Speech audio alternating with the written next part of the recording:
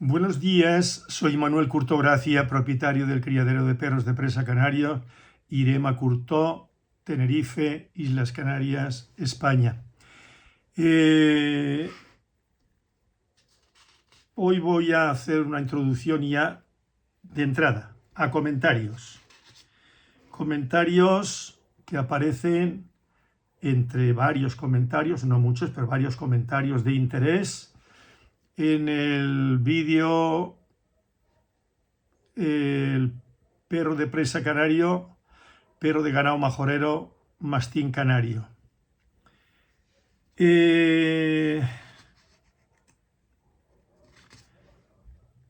Empecemos por Milei Bukele Trujillo. Yo me imagino que este señor, su nombre de pila no será Milei Bukele Trujillo, que su apellido, pues yo doy por hecho que es. Y lo de Milei y Bukele, yo deduzco, supongo, que es debido a sus simpatías, a las simpatías del señor que adopta estos nombres,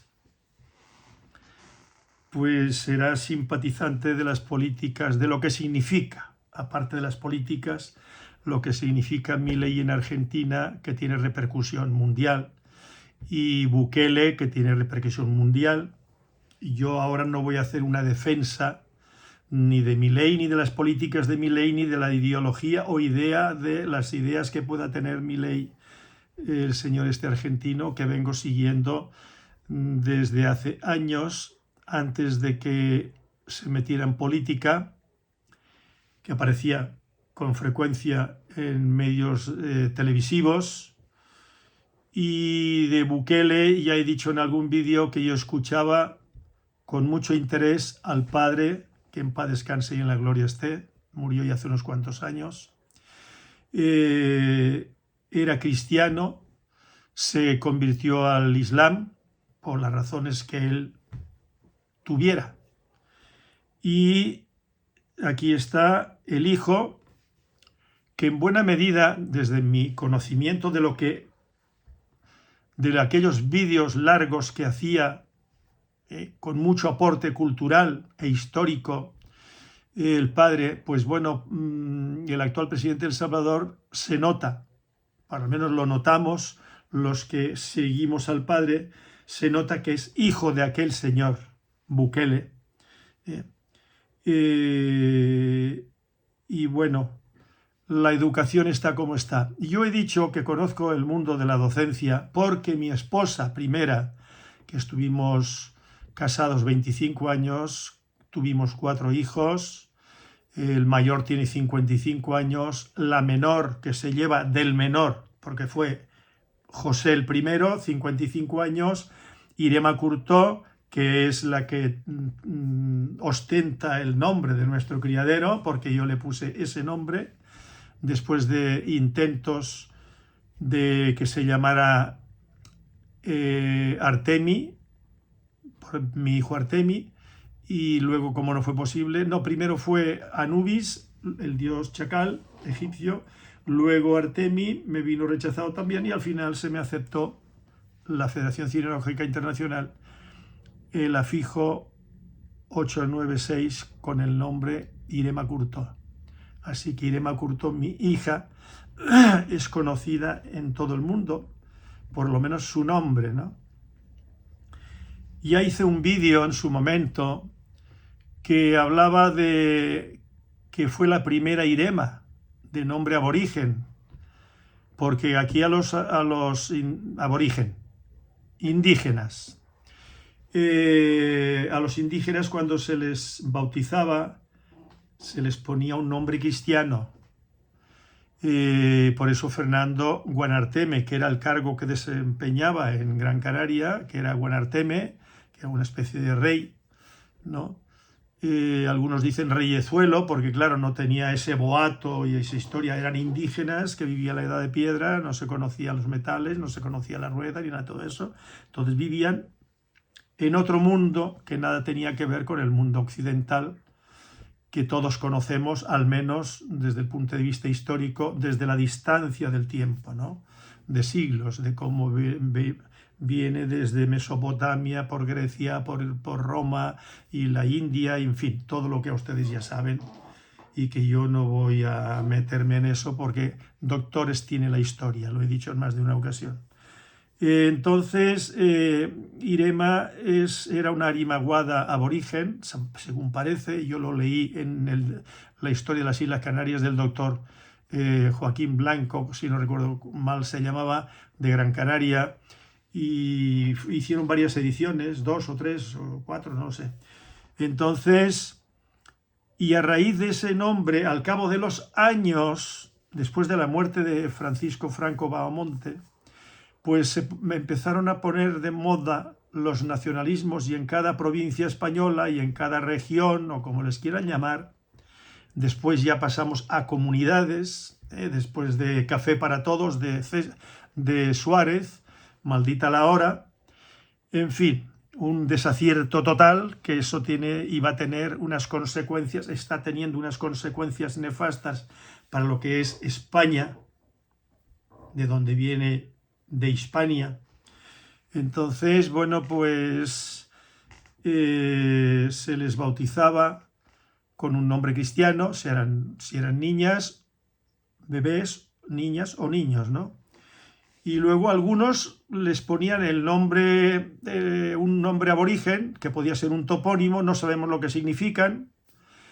Por ejemplo, Chinea en La Gomera, nadie sabe, hay chineas. Yo tengo una chiquita que di clases de equitación, los padres, o al menos el padre es de La Gomera, y ella se apellida Chinea. Pero ella no tiene los rasgos de los aborígenes yo tengo en la mente todavía lo de los aborígenes, de los indígenas, no tienen los rasgos de los indígenas. Y me podrán decir, bueno, ¿y qué rasgos eran los de los indígenas? Bueno, pues en otro vídeo lo hablaré, que ya lo decían las cartas Cristóbal Colón al rey de España, que no eran ni negros ni blancos. Bueno, pues he leído un libro, releído, porque hace muchos años que compré el libro, y lo he estado releyendo en estos días, y coincide en lo mismo el autor. Pero haré un vídeo, aunque sea un vídeo corto, o en un vídeo largo, esto lo pondré entre otros temas, ¿no? Entonces, a raíz de nuestra hija Irema, pues un amigo mío, Antonio Suárez, si no recuerdo mal se llama Antonio Suárez, pues que nos conocimos cuando yo vivía en Tamaimo, y entonces cuando se casó y tuvo una hija, le puso Irema porque le gustó el nombre de nuestra hija. Luego le contó a la hija, cuando ya era adolescente, porque la hija me lo comentó a mí, hace unos años, ¿no?, que le había dicho el padre que lo había leído en un libro. No, él no lo leyó en ningún libro.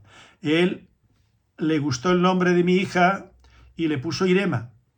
Y con los años hubo otra niña de Domingo Salcedo, el hijo de Domingo Salcedo el Cabrero, el que está en la portada de mi libro recientemente publicado, con su perro perfecto, Domingo Salcedo el Cabrero. Bueno, pues de los varios hijos que tuvo, que no sé si fueron 5 o 6, el más pequeño, que tiene la misma edad que mi hija Irema, bueno, pues le puso a una hija Irema. Y la hija ya tendrá, pues, 20 y tantos años, ¿no? Y luego, pues por lo que pudo descubrir mi hijo Manuel por internet, ya hay 100 y no sé cuántas Iremas concentradas no solamente en Canarias, o sea, el mayor número están en Canarias y el resto están fuera de Canarias. ¿Por qué les pusieron Irema? Pues miren, porque si yo no le hubiese puesto Irema, porque fue una decisión mía, no de Mercedes Guillén Rodríguez, mi esposa en aquellas fechas, y yo me aficioné tanto a los temas canarios que no quise ponerle a mis hijos nombres de familia o nombres comunes cristianos, católicos. Entonces le pusimos José al primero, ese sí, porque nos casamos en Barcelona, en la iglesia de San José, y cuando nació el mayor le pusimos de nombre José, por el padre putativo de Jesús el de Nazaret. fin, de esa leyenda, de ese mito, de lo que quiera que sea. Pero lo cierto es que eso forma parte de la historia de nuestro Occidente y de Oriente. Entonces, luego vino Irema, le pusimos Irema, una niña, luego vino el otro, un niño, o sea que tenemos dos varones y dos hembras, dos machos y dos hembras. Luego le pusimos Artemi al tercero, Artemi por Artemis Semidán, y nosotros vivíamos en Gran Canaria.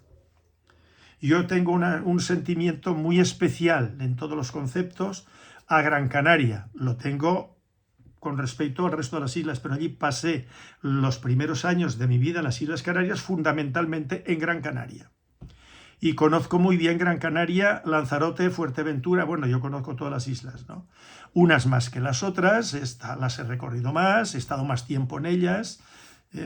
Bien, pues, y luego vino la cuarta, que se lleva 10 años, de mi hijo Artemi, que está en Almería, casado en Almería. Tiene 2 hijos, un hijo y una hija allí en Almería. O sea que tiene 2 hijos andaluces, yo tengo 2 nietos andaluces. Y entonces vino la cuarta niña y le pusimos de nombre Aserina. Aserina era, llamémosle, una princesa de La Palma, que era la mujer de Tanausú, que era el reyezuelo también, y esta, bueno, pues sería la esposa, ¿no?, de una tribu de ahí. Entonces, Aserina.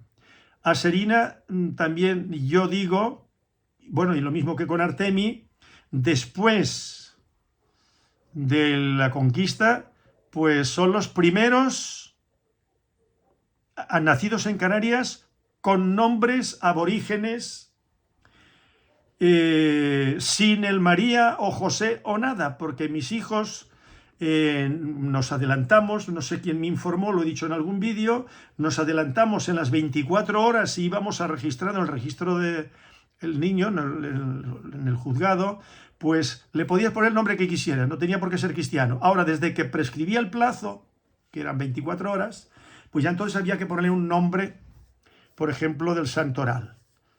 María, José en el caso de si hubiese sido... y luego muestra de ellos que un nieto mío que tiene 33 años, cuando se descuidaron, mi hijo José se descuidó y no fueron a registrarlo en el juzgado en ese plazo, y luego cuando llegaron a inscribirlo no le quisieron inscribir el niño con el nombre que mi hijo mayor quería para su hijo, que era Oyesa, que no es un nombre aborigen canario, sino que es un nombre de un jefecillo de una tribu india de América, de un guerrero. Entonces a él le gustaba ese nombre y le quiso poner Oyesa. Pero cuando eso lo fueron dejando y cuando fueron a inscribirlo, les dijeron que no, que tenía que poner un nombre por delante que podía ser el nombre del padre, José.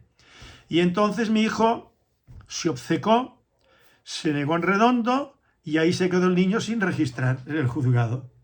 Bueno, con el tiempo, la madre, que ellos se habían separado, cosas de la vida, pues mi nuera fue y lo registró como José Oyesa. Es el nieto mayor que tengo yo, que vive aquí en La Laguna y tiene 33 años. Chico muy guapo, muy esbelto, se parece mucho al padre, se parece mucho a mi familia, no a la familia de mi madre ni a la familia de su madre, ¿no? Esther, que tiene origen en Santa Cruz, en el sur. Que Esther, la madre de mi nieto, cosas de la vida, casualidades, Esther y mi hijo mayor, o sea que fueron padres que se casaron, fueron padres de este nieto de 33 años, emparentan por una rama del sur de San Miguel de Abona. Fíjense lo que son las cosas. Bueno, entonces, bueno, pues vayamos ahora, cortamos aquí. Ahora, Robert García hace ahí publica un artículo ahí, diríamos que es como una especie de comentario, no es un comentario, es un artículo, dice ahí, ¿no?, que escribió en su momento, que lo dio, yo interpreto que lo dio a leer a alguien del mundo del presa. Bien, muy bien redactado, por supuesto, muy bien escrito.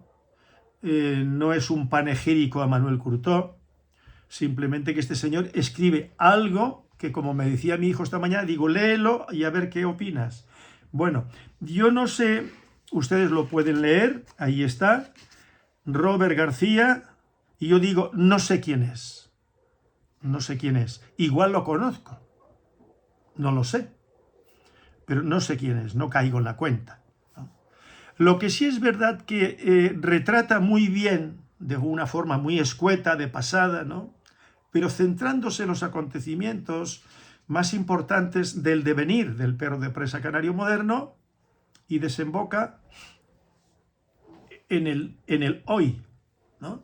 Bueno, no me dejan mal lugar, y no quiero comentar más, porque lo pueden leer y saquen sus conclusiones, ¿no? Y luego está nuevamente Pablo Rivero Grosso. Entonces yo no quiero hacer ningún comentario más sobre Pablo Rivero Grosso, porque ya lo que tenía que decir y lo que yo quise decir, ya lo he dicho en un vídeo, ¿no?, anterior. Simplemente que lo único que se me ocurre es quien lea estos comentarios, estas opiniones, pues comparen. No hace falta que yo se lo diga, porque la gente no es tonta, ¿no? La gente lee uno y otro y otro y otro, y entonces, pues, de motu propio sacan sus conclusiones, ¿eh? Simplemente digo, comparen el de Robert García y comparen el de Pablo Rivero, y nada más. Y lo que argumentan uno y lo que argumenta el otro, y bueno, pues ahí está. No hay más. A mí me parece muy bien, lo he dicho, que comenten, que la gente no se corte. Lo único que he pedido yo, no he tratado de ignorante a nadie, simplemente que digo, por favor, que yo qué sé, no es lo mismo mandar un audio que un WhatsApp correctamente escrito, ¿no?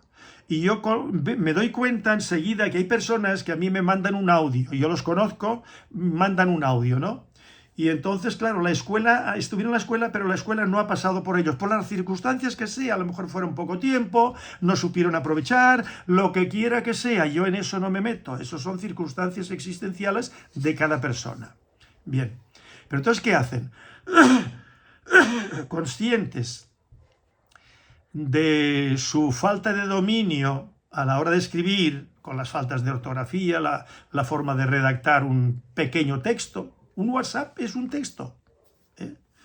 Y un comentario puede convertirse en un texto, ¿no? Entonces, yo no los trato de ignorantes, simplemente que, claro, la persona tiene que ser consciente de que si no puede poner un audio donde no se le va a ver tanto el plumero, por eso yo digo, hay veces que a mí me mandan un audio porque anteriormente yo sé que no saben escribir porque me han mandado algún WhatsApp, entonces generalmente se dirigen con un audio, vale, yo lo atiendo y ya estoy terminado. Incluso amigos míos, buena gente, pero claro, cuando no se sabe pintar, puede ser muy buena gente, pero no sabe pintar. Una persona puede ser muy buena gente, en bruto, un diamante en bruto, pero no sabe escribir, porque no aprovechó, lamentablemente, en las escuelas. Aunque las escuelas, los planes de estudio, ya lo he tocado en alguna otra ocasión, que esto va de perros, pero bueno, pero como yo me compongo, digo, yo soy un individuo que tiene sus vivencias, ¿no?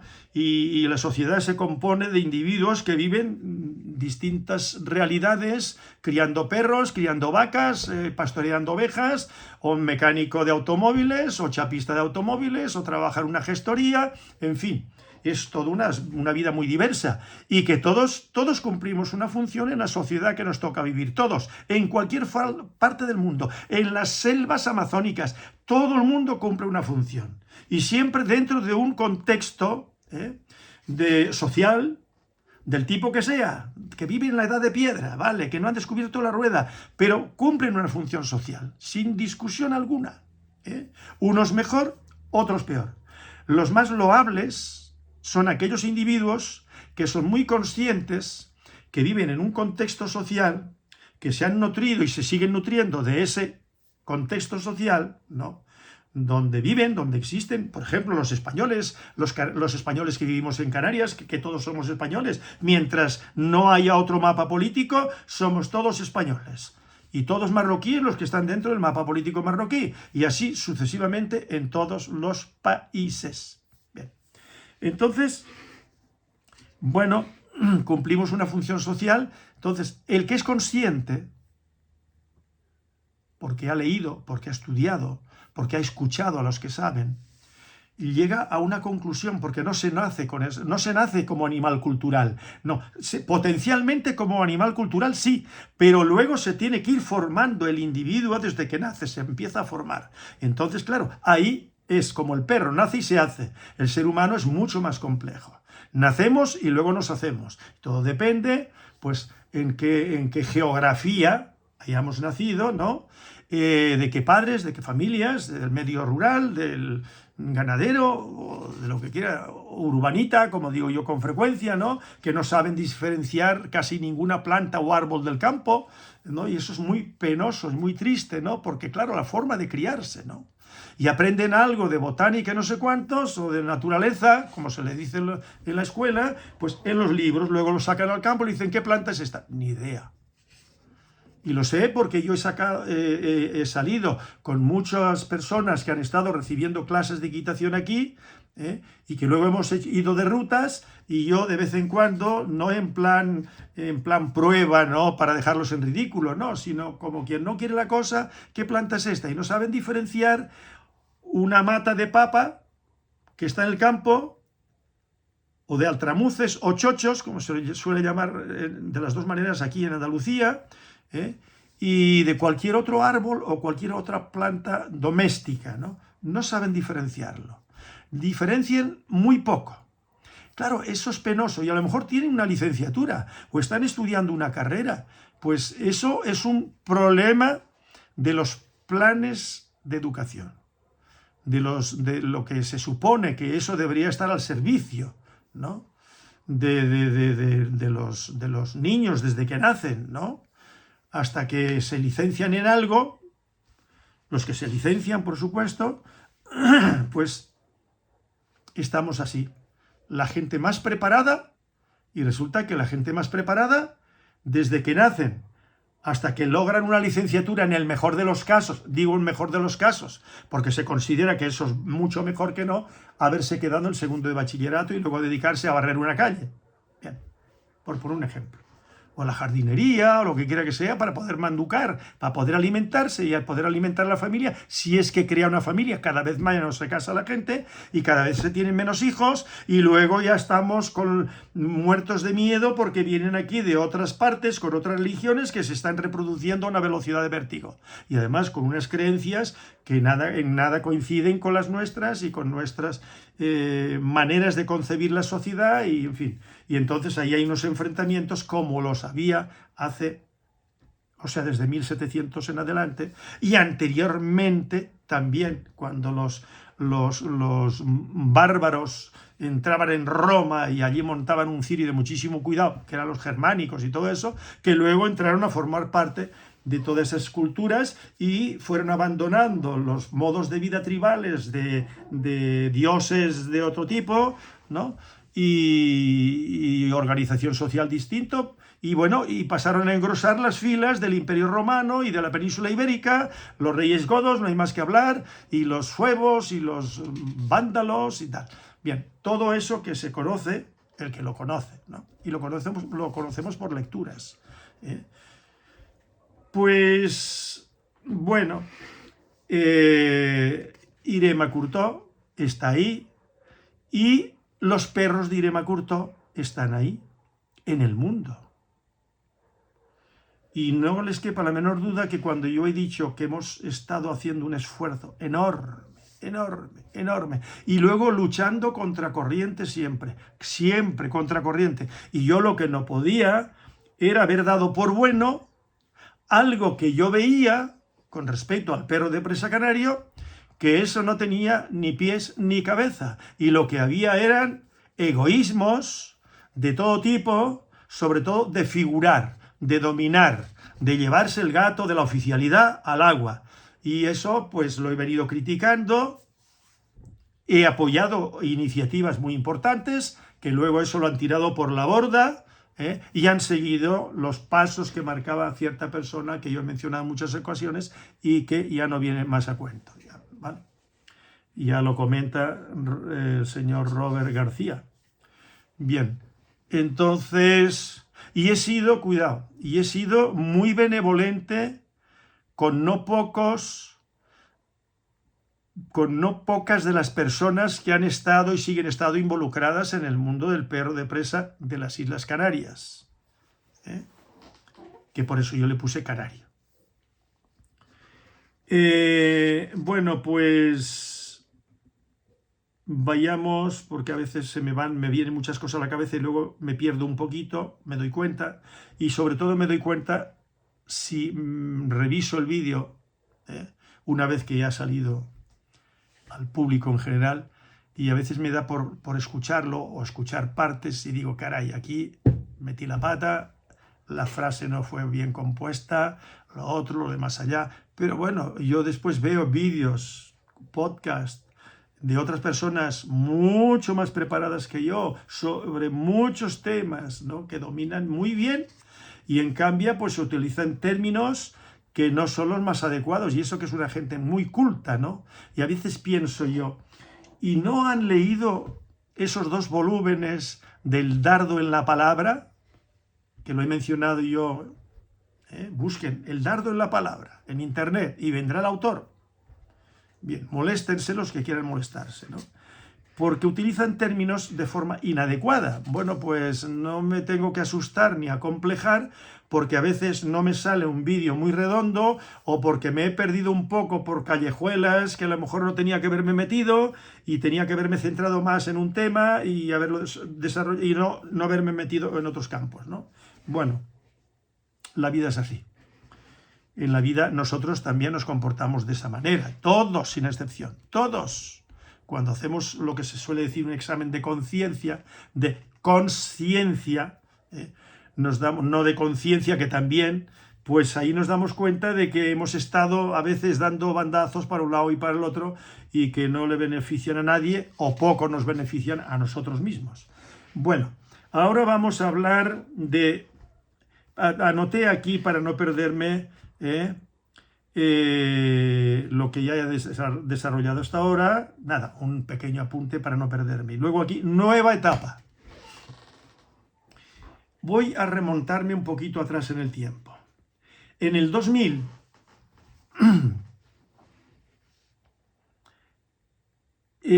apareció de sopetón el perro peligroso en el mundo occidental. El perro peligroso. Los perros peligrosos.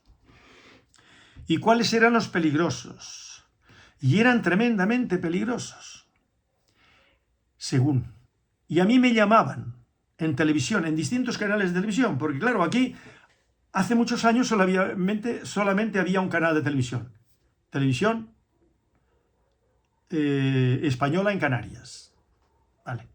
Pero luego empezaron a aparecer, después de lo de las autonomías, pues aquí había había un canal de televisión en La Orotava, otro en Tacoronte, otro en el Puerto de la Cruz, en Santa Cruz había un par de ellos, Canal 7, no sé qué, no sé cuántos. Y radio siempre las hubo, ¿no?, para todos los gustos, ¿no? Luego ya la radio pasó a un segundo plano y los canales de televisión privados, todos son privados. Primero eran estatales, el único canal que había de televisión en España. Yo me acuerdo, cuando, como he dicho en algún vídeo, cuando apareció la televisión, que un amigo de mi padre le decía, mira, es como la radio, pero tú ves a la gente ahí. Y hablaban de eso. Yo era un niño pequeño. Entonces ahí aparece la televisión en España y en toda Europa. Y entonces nos encontramos con que a mí me llamaban constantemente para ir a hablar del perro peligroso. Antes me llamaban para hablar del perro de presa canario. Y yo colaboré en varias revistas, incluso una italiana, Canida Presa, como he dicho, ¿no? Y colaboré en la revista El Mundo del Perro, en Todo Perros, porque me llamaron por teléfono para colaborar asiduamente, ¿no? Y claro, para un criador de perros, adiestrador de perros y preocupado por la creación de una raza nueva y todo eso, pues a mí se me abrió todo un abanico de posibilidades. Y yo iba a los canales de televisión, a algunos debates, ¿no? Y yo nunca me mordía la lengua, no insultaba nunca a nadie, pero sí que planteaba las cosas como a mí me parecía que eran. Por ejemplo, de las protectoras de animales, que hay mucha subvención y mucha historia y ahí se va mucho dinero y que no podemos estar abriendo o construyendo protectoras de animales pues para lagartijas, para lagartos, para pájaros, para aves domésticas, para cochinos, para el cochino vietnamita, por un ejemplo, ¿no? En fin, protectoras, ¿no? Y eso es el principio que viene del origen anglosajón, es el principio de las protectoras de animales. Vale. Eso yo lo cuestionaba, no lo criticaba, lo cuestionaba. ¿Cómo? Con argumentos sostenibles. Y pienso que yo estaba muy en lo cierto. Y la realidad me ha dado la razón. Bien, pues entonces empezaron con el perro peligroso. Y yo decía, en mi fuero interno, esto no es posible que haya salido por generación espontánea. Que ha salido, pues hablar del perro peligroso y ha sido una ocurrencia de alguien que lo ha puesto en la prensa. No. Yo estaba convencido que eso venía orquestado por unas élites anglosajonas. Eso no venía de Asia, no venía de ningún país. No, todo eso se ha cocido de Inglaterra a Estados Unidos. Bien, ¿y quiénes estaban detrás de todo eso? Bueno, detrás de todo eso estaban lo que llamamos el Estado profundo, eso que llamamos unas élites, y todo tenía una finalidad. Así como, por ejemplo, el feminismo, que lo dice en sus memorias David Rockefeller, que dice que ellos fueron los que crearon eso, para crear un conflicto social y sacar a las mujeres de las casas, de las familias, para destruir la familia. Todo tenía una finalidad. Gente perversa, gente diabólica. Y seguimos en eso. Los planes de educación es eso. Sirve esos intereses. Bien. Claro, en aquellos años, María Elvira Roca Mariano había publicado sus libros. Marcelo Gullo tampoco, lo que conocemos, ¿no? Estoy hablando del 2000. Yo no tenía toda esta información que luego tenemos, de libros que se han publicado, muchos podcasts, muchas entrevistas, muchas conferencias, que las podemos gozar, ¿no? Constantemente, todos los días, en todos los medios, sobre todo en los medios más independientes, ¿no? Que son en YouTube, por ejemplo. Yo sigo mucho youtuber, ¿no? Es donde mejor me muevo y siempre busco algo de interés. Claro, en internet pueden localizar lo que ustedes quieran. Mujeres en pelotas, prostitución, homosexualismo, todo lo que ustedes quieran. Delincuentes de todo cariz. De todo. No digo que estos señores son delincuentes, de todo tipo. Del mundo de la droga, de traficantes de droga, ahí está todo. Si lo buscan, está todo ahí dentro, ¿no? Pero yo me muevo en el mundo de la cultura, en el mundo de lo que yo considero que es lo que más le beneficia a la humanidad y que no la destruye, al menos que no la destruye tanto como otras ideologías, porque siempre hay algo de ideología, ¿no? Bien, tanto en lo religioso como en lo político, y hay muchos intereses a los que sirven muchas personas. Bien. Y a veces no se da uno cuenta. Pero volvamos a lo de Rockefeller, le he mencionado Rothschild, sobre ellos ya se han escrito muchos libros, pero en aquellos años no había todo esto, al menos yo no me había enterado. Pero a mí me olía mal lo del perro peligroso, y no me equivoqué. Y a los 8 años se desencadena, en el 2008, se desencadena la crisis financiera. ¿Desencadenada por quién? Por los mismos. El aborto, la eutanasia, todo eso, el orgullo gay. Rafa Pal escribió un libro sobre las músicas de tipo rock, todo eso de Norteamérica, y ahí te lo estudia, lo tengo aquí a mis espaldas, ¿no? Y ahí este señor estudia todo el movimiento musical de aquella época, de los Rolling Stones y de todas esas que yo no escuché nunca. Yo era más bien de clásica, y luego con los años de flamenco y músicas, lo que se llamaban músicas cultas, ¿no?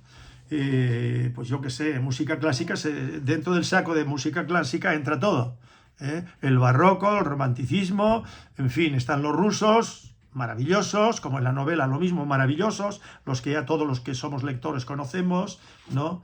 Y así sucesivamente, ¿no? Y yo no escuchaba esas músicas, y miren que yo soy muy melómano, pero no era lo mío, no era lo mío. Bien, es que yo era mejor que los demás. No se trata de mejor o peor, sino que a mí no me contaminaron. Pero la mayor parte de la gente se contaminó, no hay más que seguir. De los viejos ahora ya, el Ramoncín, vamos, un montón de ellos mamaron de eso. Y eso es lo que se introdujo en España. Y todos los que escuchábamos música española, música clásica, parecía que éramos unos señores carcas, unos señores de allá, que yo era muy joven, muy jovencillo, ¿no? Bueno, pues yo escuchaba a Mario Lanza, yo escuchaba, pues yo qué sé, al aragonés Miguel Burrofleta, y lo escucho todavía, y hay que ver cómo lo han valorado, Alfredo Kraus, Domingo, ahora no me viene el nombre, Plácido Domingo, José Carreras, Montserrat Caballé, y unas grandes sopranos que ha tenido Cataluña, que ha tenido España, que ha tenido, bueno, de todos lados, y en América, en Hispanoamérica, que los hay, ¿no? Bien, yo estaba por ahí, y luego estaban los demás. Bueno, pues nos hemos ido dando cuenta en los últimos años que estos habían sido captados por esas élites que con sus músicas y todo eso inundaron todo las culturas, como que eso fue ya los inicios de lo que llamamos la agenda woke.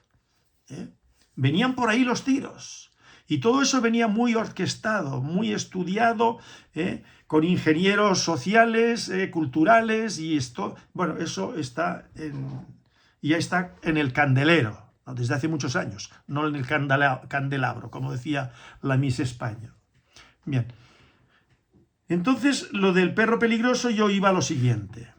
Cuando entramos en lo del perro peligroso, yo que vivía de los perros, no de los perros de presa, de los pastores alemanes. Perro de presa estaba en pañales. Nadie daba un duro, en aquella época no euros, sino duros, por el perro de presa. Era una cosa del populacho, que hubo un renacer los años 80 con las pechadas, pero que las pechadas no le interesaban para nada a la gente culta de las Islas Canarias. No, eso aparecía de la gente, como dicen en sus entrevistas, Demetrio Trujillo, Salvadorito y el señor de Galdar, no me acuerdo ahora el nombre. Bueno, entonces, y más personas que yo entrevisté, y cuando yo les preguntaba, ¿y quiénes organizaban las peleas? ¿Cuáles eran los aficionados? Gente de baja estofa, gente del pueblo, del barrio, de la agricultura, pero cerca de los medios urbanos, ¿no? Donde podían comprar, como hacía Salvadorito, que me lo comentaba él, un saco de cabezas de cabras en el matadero municipal. Y entonces iban a una determinada hora, y como eso no se vendía, no había quien lo comprara, y iban a estos que tenían los perros de presa, ¿no? Loquetas de la época, muy jóvenes, y estaban con lo de las pechadas, ¿no? Y bueno, luego eso incluso pasó a las fiestas patronales, pero muy poco tiempo, ¿eh? Y en las fiestas patronales estaban también la riña de gallos, pero eso de la riña de gallos no era una cosa muy antigua, porque esos gallos de pelea y todo eso vienen a partir de la conquista por parte del Imperio Español, que la mayor parte de los, valga la redundancia, lo de parte, de los conquistadores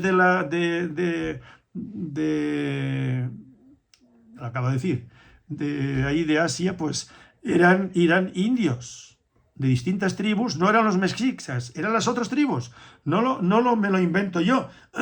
Y yo lo he leído, lo he escuchado a señores mexicanos y no mexicanos de allí de Hispanoamérica y de España, que lo han estudiado en profundidad, y entonces eran esos, porque españoles eran minoría.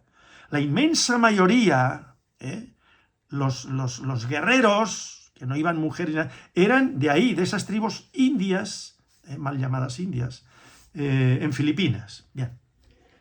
Y ellos son los que, pero los jefes eran españoles, eran criollos. Eran criollos. Criollos en un inicio eran españoles nacidos allá.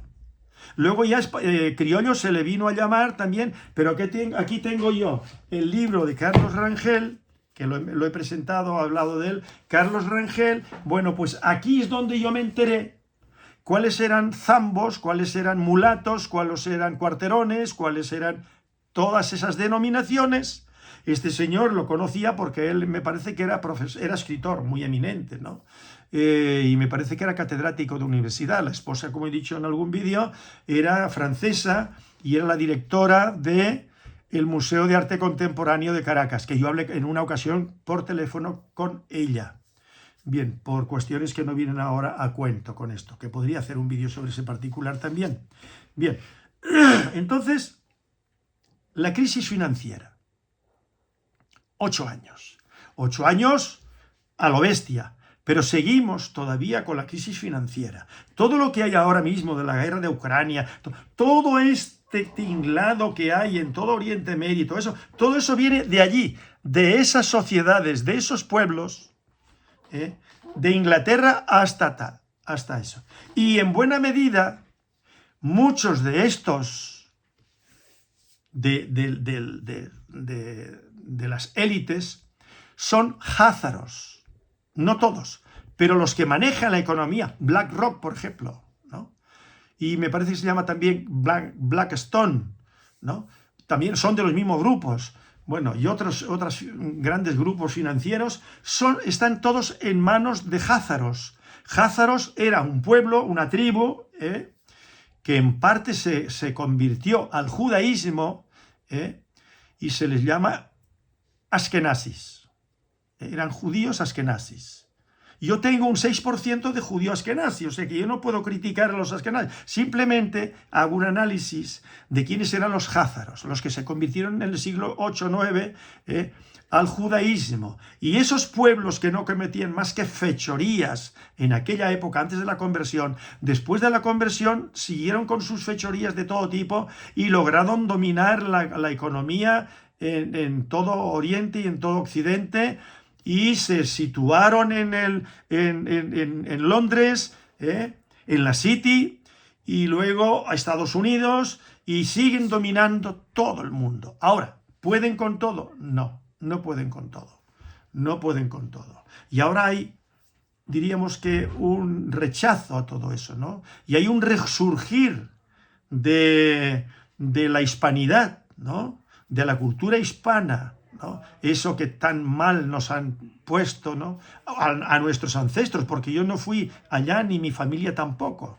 Hubo el hermano mayor de mi madre, que se fue con un niño pequeñito y la esposa a Sao Paulo, pero eso no tiene nada que ver ni tiene repercusión ninguna. Fueron a buscarse la vida porque en la posguerra en España la cosa estaba muy complicada, como en cualquier país después de una guerra tan cruenta, ¿no? De dos bandos, una guerra civil, y lo peor que hay son las guerras civiles. Porque, por ejemplo, en Ucrania no hay una guerra civil. En Ucrania lo que hay es de un estado llamado Rusia, con muchas nacionalidades, contra eso. Pero claro, cuando uno investiga el porqué de esta guerra, comprende el porqué. Y luego hay otros grupos, estos grupos que mantienen a la gente ajena al verdadero conocimiento, y le meten en las neuronas de que los rusos son los malos, no que los rusos están defendiendo sus fronteras porque se les quieren meter y quieren balcanizar Rusia para entrar a saco. Estas élites, la población de Norteamérica les importa un pepino, o de Hispanoamérica, no, son ellos, son mentes totalmente diabólicas, totalmente diabólicas.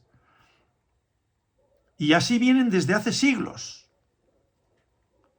Bueno, pues cuando ocurrió eso, yo me dije, Manuel, se lo comenté a mi mujer, estamos bailando en la cuerda floja, nosotros no vamos a sobrevivir, y yo no estoy dispuesto a salir de aquí a dedicarme a otra cosa para ganarme la vida. Entonces, vamos a seguir con lo de los perros, pero como yo tenía mucha afición a los caballos, pues tenía aquí una navecita que luego la convertí en Tasca con los años, ¿no? Que ahora está cerrada, solamente a nuestro servicio. Bueno, pues aquí eran 6 cuadras con los caballos de la familia, porque al tener 6 hijos yo me propuse que se criaran en el campo y que cada cual tuviera un caballo.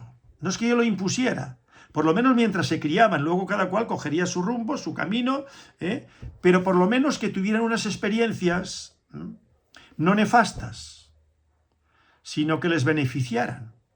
Pero no solamente es la equitación, pero sí que el vivir en el medio rural, con caballos, y que aprenden a cepillar caballos, a montar caballos, a darles de comer, aparte de eso ir a estudiar, en fin, eso me parecía lo más adecuado para criar nuestros hijos.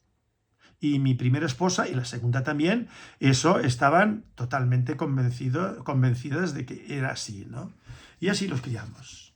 Y el último es Manuel, que aquí está, yo lo veo entrar y subir con gente para el hotel canino, perros que entran, perros que salen, es nuestro medio de vida.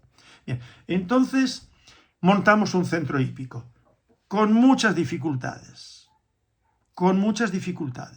ya lo he relatado en algún momento.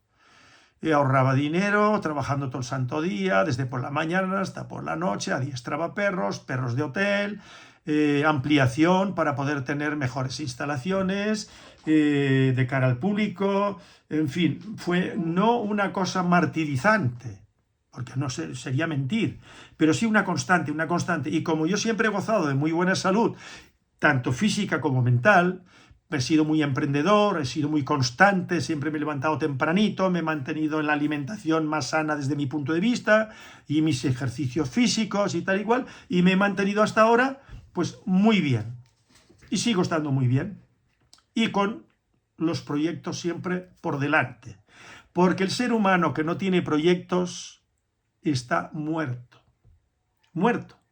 Proyectos siempre dentro de lo positivo y dentro de una sociedad, y entender de que formamos parte de esa sociedad y que esos proyectos, eso que tú puedas hacer, beneficie lo mismo que tú te beneficias de la sociedad, porque todos nos beneficiamos de la sociedad.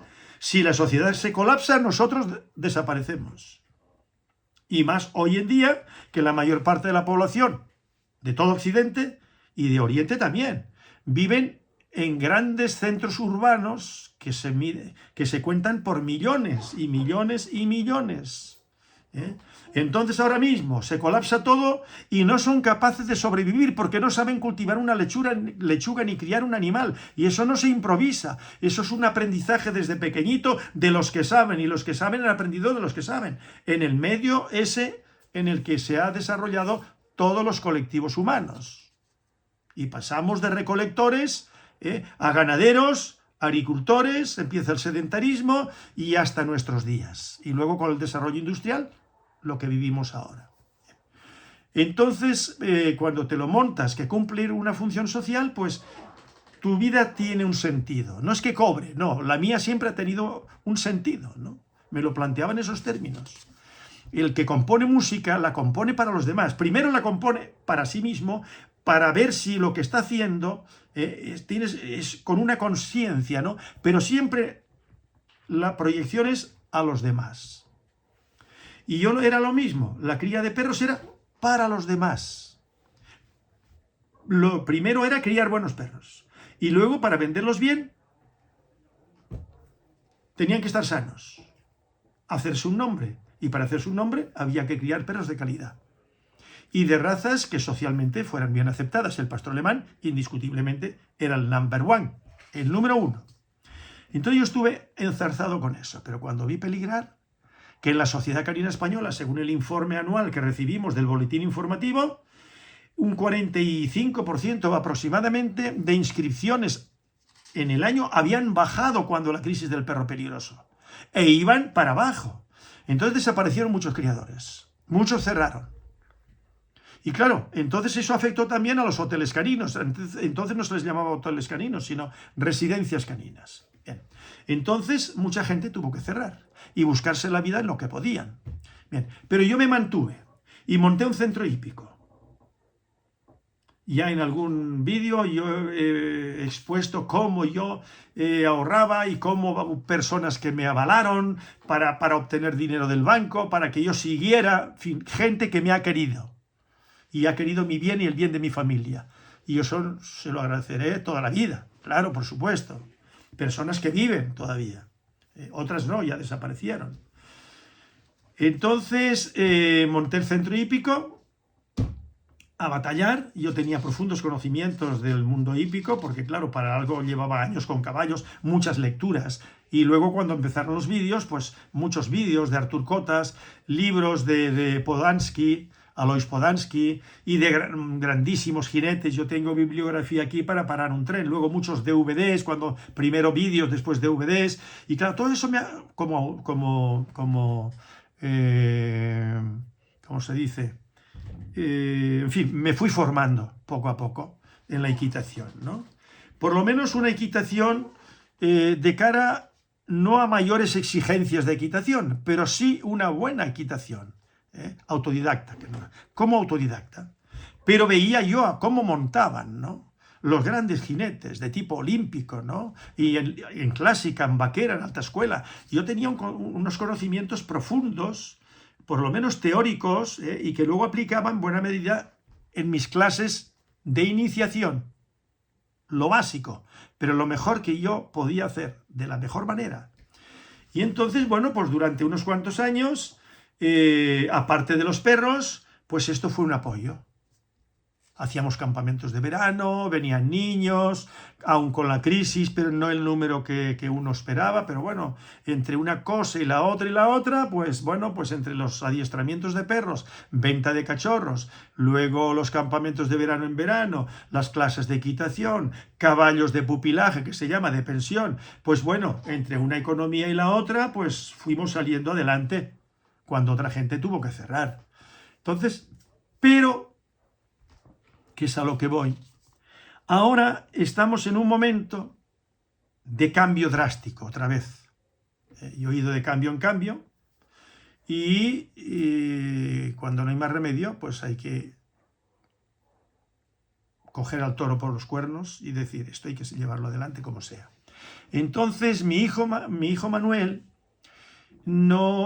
él se ha esmerado junto conmigo para que el centro hípico funcione, para que haya movimiento suficiente, y entonces no ha sido así. Fue así un tiempo, luego no, las clases sí, pero no, ya hubo que subir precios, la gente ya no quería pagar tanto, que eran precios muy normalitos.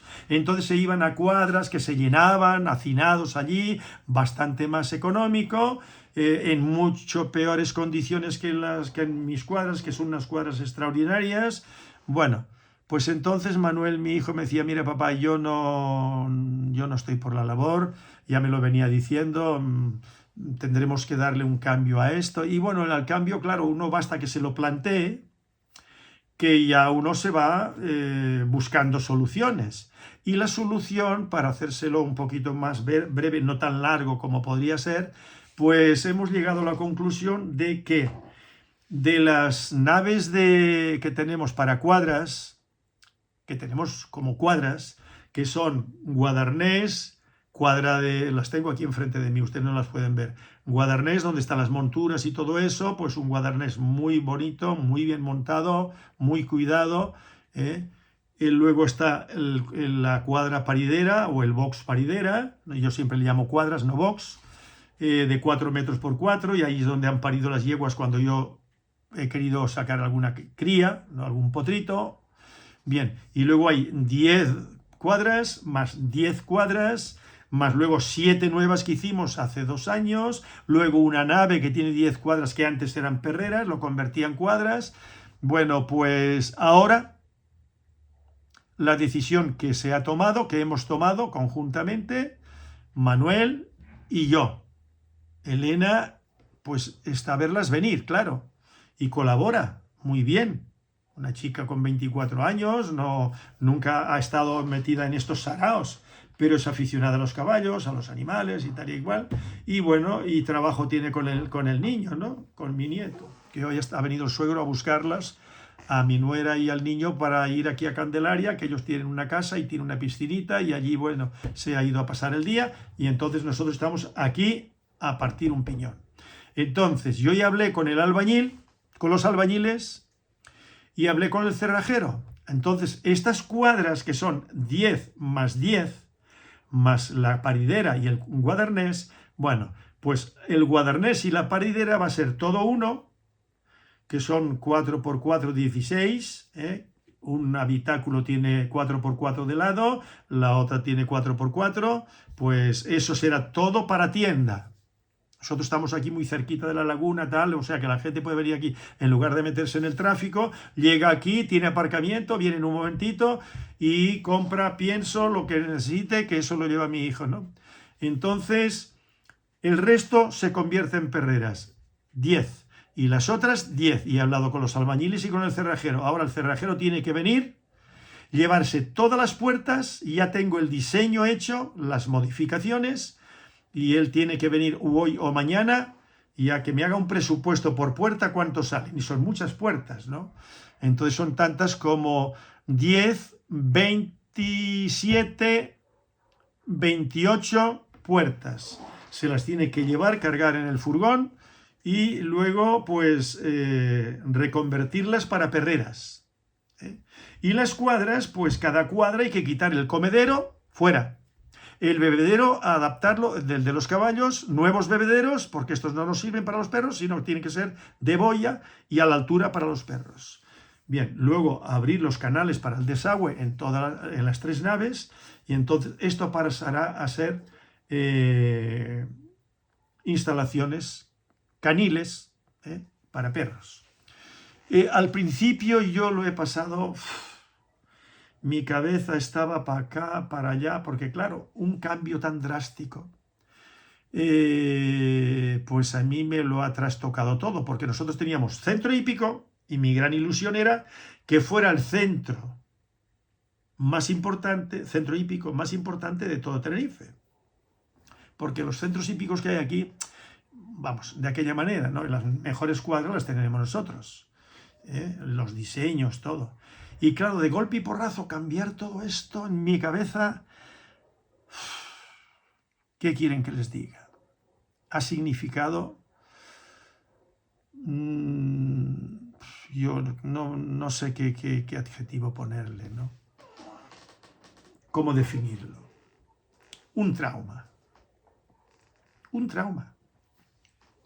Pero por otro lado, yo le doy muchas vueltas a las cosas porque mi cabeza está preparada para eso, para replantearme. La realidad es constantemente, porque la vida es un constante replanteamiento, ¿no? Entonces, nada, se han ido buscando soluciones, me he despertado de madrugada, he empezado a darle vueltas, a ver qué podemos hacer con esta nave, con la otra, con la de más allá, las puertas, los canales de desagüe, tiraremos los comederos, bajaremos los bebederos, pondremos bebederos nuevos, hay que comprar los bebederos nuevos y eso vale dinero, y todo vale dinero. Y bueno, pues con la venta de cachorros, que tenemos demanda, con lo del hotel canino, pues hay movimiento, y esperemos que haya más movimiento. Entonces, resumiendo, esto dentro de 1 mes y medio tiene que estar ya transformado solo para perros. Y la nave donde estaban antes las primeras perreras, que eran 15 perreras amplias, que luego las reconvertí. Salvé solamente la pared del norte, el resto todo nuevo, es una nave preciosa. Entonces eso se reserva, nos lo reservamos, me lo reservo para mis caballos. ¿Qué son mis caballos? ¿Qué es un lujo que yo me puedo permitir? No, no, no, no, no, no. Ahí, por ejemplo, van a estabularse, porque es una nave con 10 cuadras, muy bien montadas, sin estrenar todavía, sin estrenar. Bien, la pared que era de las perreras, son 10 perreras, eran 15 perreras antes de 2 metros, 15 por 2 son 30 metros de largo, ¿no? Y de ancho tienen pues 4 y 3, 7 metros de fondo las cuadras más un pasillo grande, ¿no? Y abrimos 4 perreras cuando se montó para caballos, ¿no? 4 ventanas que se ve todo el paisaje hacia el norte, preciosas, ¿no? Pues eso es lo que nosotros nos reservamos para los caballos nuestros. Y 2 que tenemos de 2 clientes que no les vamos a decir que se los lleven, porque no, sería una injusticia total, ¿no? Entonces esos caballos se quedan aquí mientras los propietarios quieran. Entonces, esas 10 cuadras van a estar cuando llueve, cuando hace mal tiempo significa que llueve, ¿no? Entonces, esos 2 van a las cuadras. Y los nuestros, que son 6, bajan a las cuadras. Entre esos 6 hay 3 sementales. Uno joven, de 1 año y medio, que lo compré en Extremadura hace poco, pues este lo he puesto a la venta. Que termine, el que lo compre, que termine de criarlo, porque estos 3 caballos enteros, como no hay depósitos de sementales del ejército ya, desde que entramos en la Comunidad Europea, pues eso se desmanteló todo. Entonces cualquier persona, que ya lo he dicho en algún vídeo, cuando quiere cubrir una yegua, pues tiene que ir buscando por ahí un particular que tenga un caballo decente, ¿no?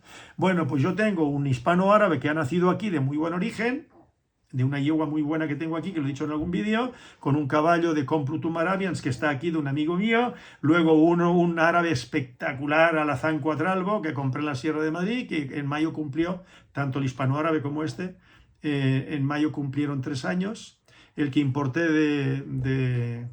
que traje de Badajoz, de un veterinario que tiene una pequeña yeguada muy selecta, tiene 1 año y medio, ese sí logro venderlo, pues bien, y si no, que se quede como semental. Entonces era para cubrir yeguas ajenas. Estos estarán estabulados en esa nave que tengo yo ahí, ¿no?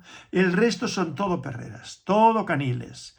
Bueno, pues entre los 17 caniles que tenemos recién estrenados aquí arriba a mis espaldas, ¿no?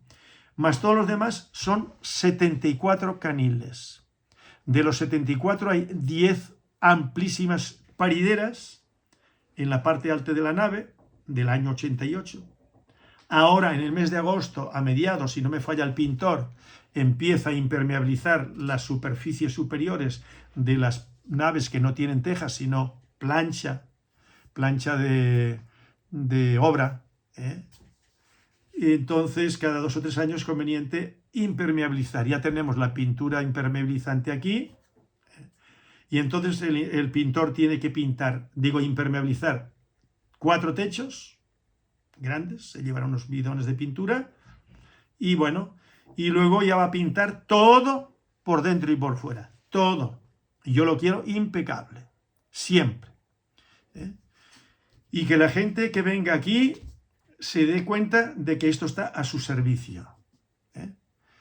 Y cuando yo voy a un restaurante, que voy poco, a un restaurante, a un hotel, o donde quiera que sea, y he viajado algo, me gusta ir a sitios no lujosos, pero sitios bien presentados. Bien presentado lo que es la construcción, la pintura, todo, los baños, las habitaciones, me gusta todo muy cuidado.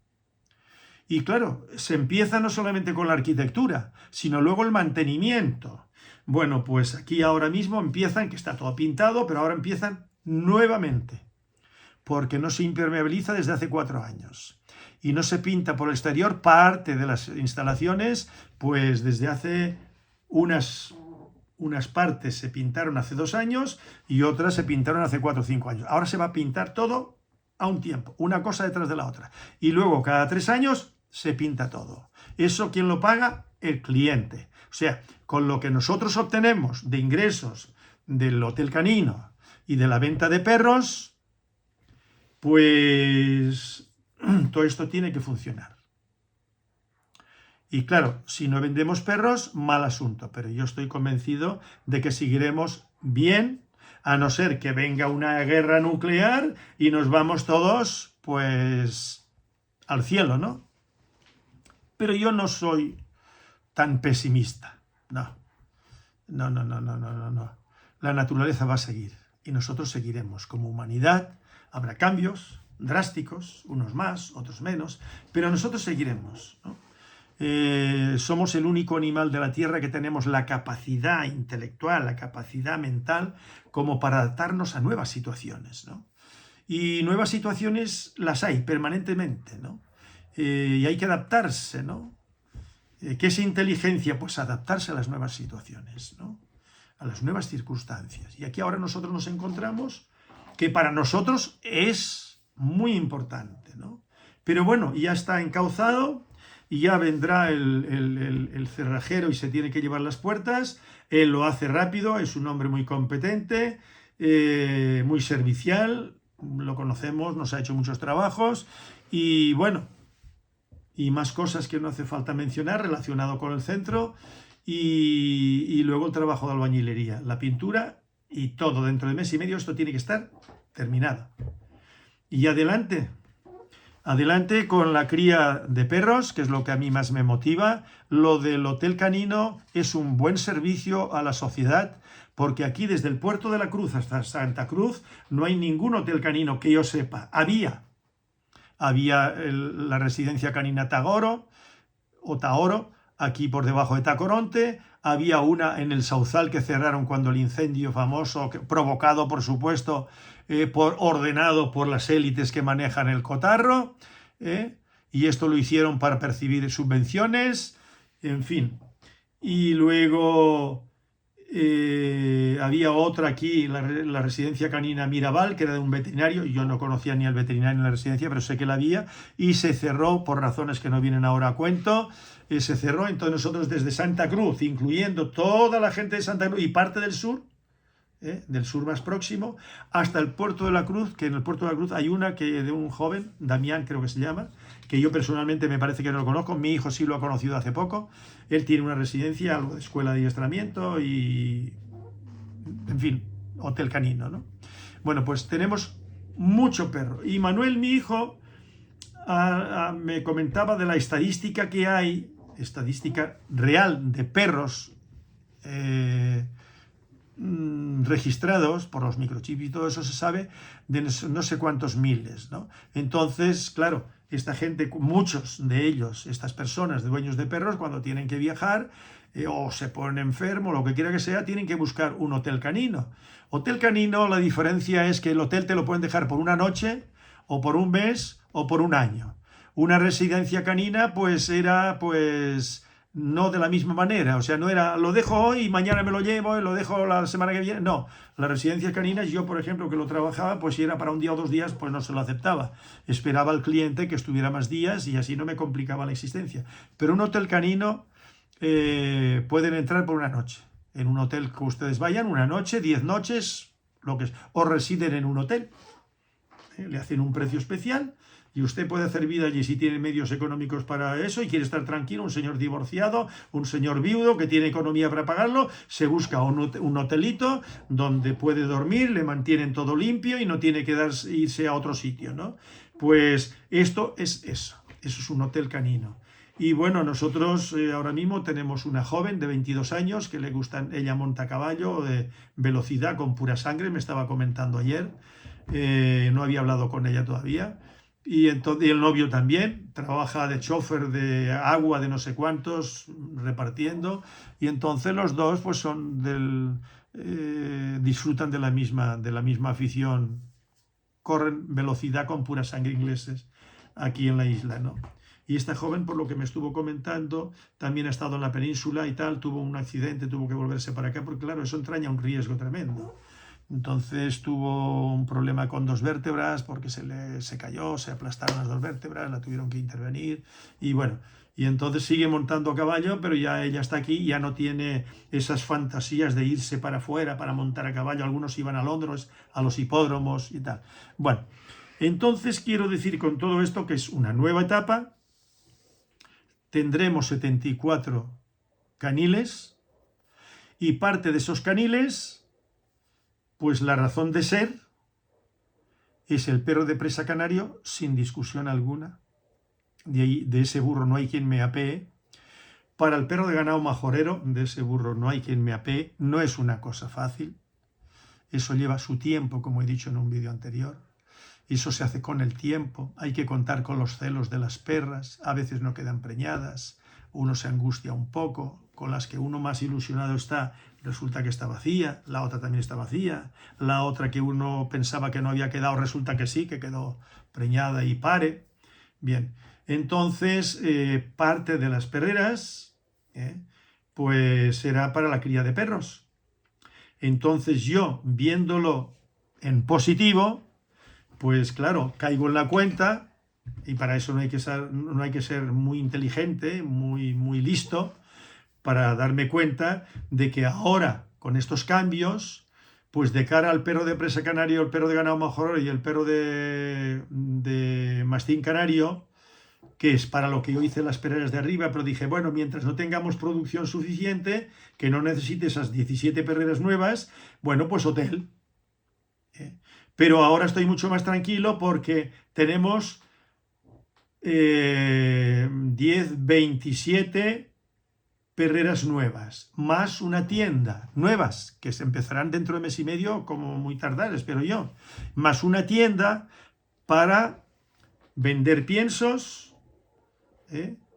pero eso ya no ha sido un proyecto mío, es una cuestión de mi hijo, ¿no? Porque él tiene también distribución de pienso de hace un tiempo para acá, le va muy bien y sale 2 días en semana, distribuye pienso a clientes, el porcentaje que se llevan es importante. Entonces aquí va a montar una tienda hermosa, y la puerta estará abierta desde las 10 de la mañana hasta las 2 de la tarde. La gente podrá llegar aquí, no tiene problema de aparcamiento. En cambio, si se mete en el Puerto de la Cruz, o se mete en Tacoronte, o se mete en La Laguna o en Santa Cruz para ir a comprar pienso para los perros, pues es un verdadero problema. Bueno, pues llegan aquí, pum, de aquí, de todo este norte, de aquí mismo del pueblo, necesitan pienso, que ya está ocurriendo, ¿no? Necesitan pienso, pues vienen aquí, se llevan 2 sacos y adiós muy buenas. Entonces la puerta estará abierta desde las 10 de la mañana hasta las 2 de la tarde. Lo anuncio desde ahora, ¿no? Y entonces, bueno, pues una nueva etapa. Por la parte que a mí me toca como criador y como promotor, diríamos, de la cría de estas razas que he mencionado tantísimas veces, y sobre todo también del mastín canario, pues por la parte que me toca, y a Manuel también, por supuesto, porque él tendrá que hacerse cargo de esto cuando yo ya empiece a renquear y no pueda atenderlo, porque todo llega en esta vida, a todo el mundo le llega, y el que no es consciente de eso, pues va perdido. Entonces llega un día que dice, ay, es que no puedo. Ah, pero usted no se da cuenta que ya va dejando de poder, ¿no? Por muy bien que se mantenga, pues entonces todo tiene que ir encaminado a eso. Que alguien, llegado un momento, ya empieza a tomar cartas en el asunto y tiene que tener conocimientos, experiencia, que es el caso de Manuel conmigo aquí. Paco de Lucía.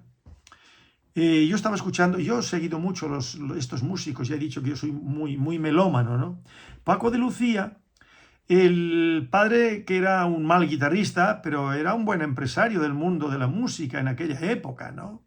Entonces al hijo le decía, mira, yo no te puedo dar, lo explica Paco de Lucía, ¿no? Yo estaba viendo ayer de un señor que fue alumno del padre y después también en parte de Paco, ¿no? Y conoce mucho a la familia. Es un señor que es guitarrista también. Y entonces habla de Paco de Lucía, que eso ya lo conocía yo, que le decía al padre, cabreándose y utilizando tacos, a estudiar la guitarra. Y venga, porque el padre le dijo, yo no te puedo dar estudio, no te puedo dar nada más, la guitarra. Bueno, pues claro, Paco de Lucía en una entrevista ya adulto, antes de morir, hablaba de que si no es por su padre, él no hubiese llegado a donde llegó. porque el padre lo obligaba a estudiar guitarra. Y él dice, es que si los padres no encauzan a los hijos, no se imponen para que hagan algo, pues... Y él se salvó gracias a eso. Pero es que como él, muchos, ¿no? Entonces, en el caso de Manuel, pues bueno, mi hijo ha ido probando aquí, probando allá, en la otra cosa, tiene eso, distintas ideas, pero claro, él tiene que...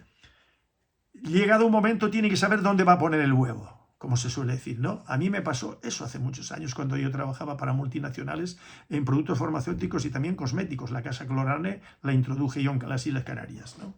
Bueno, entonces yo tampoco sabía dónde poner el huevo. Yo trabajaba para mantener mi familia, para mantenerme yo, a mi esposa, a mis hijos, ¿no?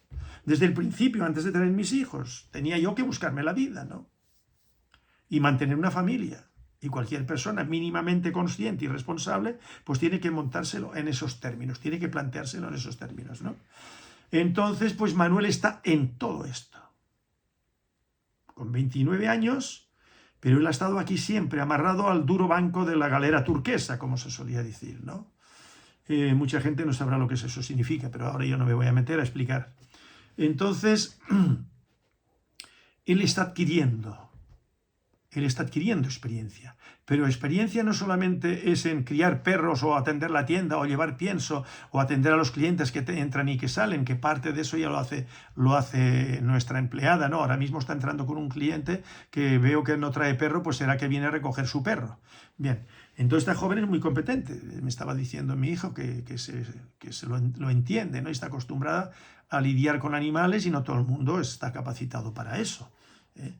Entonces mi hijo está para eso y está para llevar toda la administración, lo lleva todo, tiene sus programas, que yo ahí me perdería, yo lo haría al estilo clásico, ¿no? Una agenda, una contabilidad y tal, pero él lo lleva mucho mejor porque vivimos en otro tiempo, ¿no? Y ahora hay todas estas tecnologías y él lo lleva muy, muy, muy bien, ¿no? Y bueno, yo siempre he tenido un concepto de la economía, del ahorro muy acusado, porque si no, no haces nada, ¿no? Y no gastarte lo que no necesitas. Puedes comer en tu casa, de vez en cuando te puedes pedir, conceder un caprichito, ¿no? Con la familia o con quien quiera que sea. Pero lo importante es el dinero que ingresas, cuidado cómo lo administras y cómo lo inviertes. Porque de lo contrario, eso no funciona para nadie. Entonces, bueno, pues mi hijo se está preparando muy bien. Esto no se estudia en ninguna universidad, en ningún instituto, en ninguna escuela de enseñanza general básica, en ningún lado. Él estuvo en el Nuriana y no quiso seguir en el bachillerato en el primer curso. No le gustó nada, ni los profesores, ni el alumnado, ni todo aquel ambiente, no le gustaba. Y mi hija Valeria le pasó lo mismo, y el mismo año los dos dejaron el instituto. Bueno, pues mi esposa en aquella época decía, no, habla con ellos, que sí. Digo, no. Yo no les voy a obligar. Y yo les preguntaré a ver cuáles son sus planes y ya se verá. Bueno, pues ahí está Manuel, hecho un excelente empresario, joven, dentro de lo nuestro. Dentro de esto que se le puede sacar muchísimo partido y hacer mucho bien a la sociedad. Y hacer mucho bien en la sociedad con los perros de presa, con los perros de ganado mojoreros como raza y con la nueva raza mastín canario, que estoy enzarzado en esa actividad. Y nada más, esto es lo que les podía adelantar. No va solamente de perros, pero sí va de perros. Todo lo que tiene que ver con los perros y con lo que uno necesita para vivir y que hay que replantearse todo. Y en eso estamos. Pues nada, no me extiendo más. Un cordial saludo. Pongan un perro de presa canario en sus vidas, de calidad y de selección. Que no los engañen y que les hará felices a ustedes y a sus hijos. No les hará felices que los engañen. Eso es lo que quiero decir. Hasta el próximo vídeo.